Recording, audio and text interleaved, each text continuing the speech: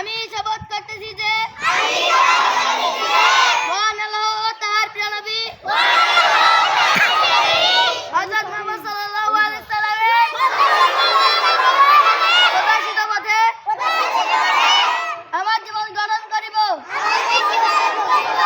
দেশের প্রতি অনুগত থাকিব।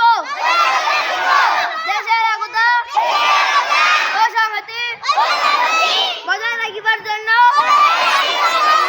সর্বদা সচেষ্ট থাকিব। মাদ্রাসার সকল আইন কানুন মানিয়া চলিব।